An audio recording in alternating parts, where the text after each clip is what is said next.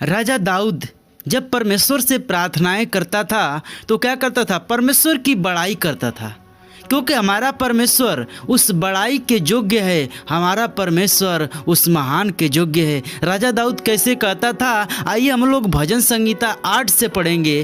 कहता है कि हे यहोवा हमारे प्रभु, तेरा नाम सारी पृथ्वी पर क्या ही प्रतापमय है। तूने अपना वैभव स्वर्ग पर दिखाया है। तूने अपने बैरियों के कारण बच्चों और दूध पीओं के द्वारा सामर्थ की नींव डाली है, ताकि तू शत्रु और पलटा लेने वाला को रोके रखे। जब मैं आकाश को जो तेरे हाथों का कार्य है और चंद्रमा और तारागण को जो तूने नियुक्त किए हैं देखता हूँ, तो फिर मनुष्य क्या है कि तू उसका स्मरण रखे, और आदमी क्या है कि तू उसकी शुद्धि ले, क्योंकि तूने उसको परमेश्वर से थोड़ा ही कम बनाया है और महिमा और प्रताप का मुकुट उसके सिर पर रखा है। तूने उसे अपने हाथों के कार्यों पर प्रभुत्व दी है। तूने उसके पांव तले सब कुछ कर दिया है। सब भेड़ बकरी और गाय बैल और जितने वन पशु हैं, आकाश के पक्षी और समुद्र की मछलियाँ और जितने जीव जंतु समुद्र में चलते फिरते हैं। हे यहोवा, हे हमारे प्रभु, तेरा नाम सारी पृथ्वी पर क्या ही प्रतापमय है।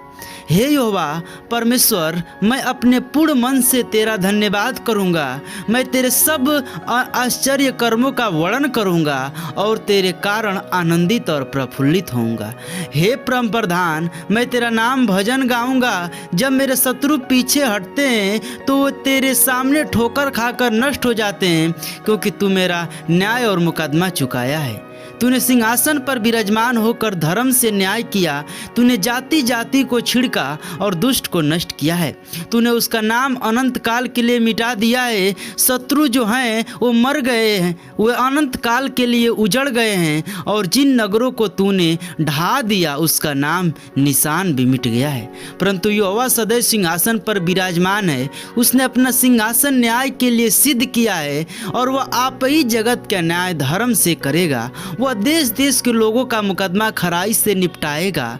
यहोवा पीछे वो के लिए ऊंचा गढ़ ठहराएगा। वह संकट के समय के लिए भी ऊंचा गढ़ ठहराएगा। तेरे नाम के जाने वाले तुझ पर भरोसा रखेंगे, क्योंकि हे यहोवा तूने अपने खोजियों को त्याग नहीं दिया। यहोवा जो सियोन में विराजमान है उसका भजन गाओ। जाति जाति के लोगों के बीच में उसके महाकर्मों का प्रचार करो, क्योंकि खून का पलटा लेने वाला उसको स्मरण करता है। वह दीन लोगों को दुहाई को नहीं भूलता। हे यहोवा मुझ पर अनुग्रह कर।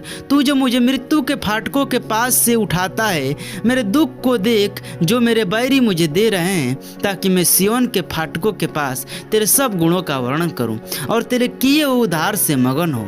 अन्य जातियां जो गड्ढा खोदा था उसी में वह आप गिर पड़े। जो जाल उन्होंने लगाया था उनमें उन्हीं का पांव फंस गया।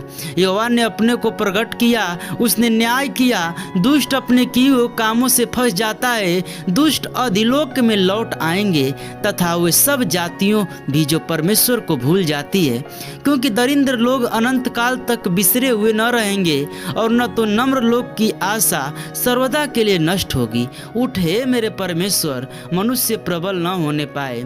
जातियों का न्याय तेरे सम्मुख किया जाए। हे परमेश्वर, उनको भय दिला। जातियां अपनों को मानुष मात्र ही जाने। आमीन।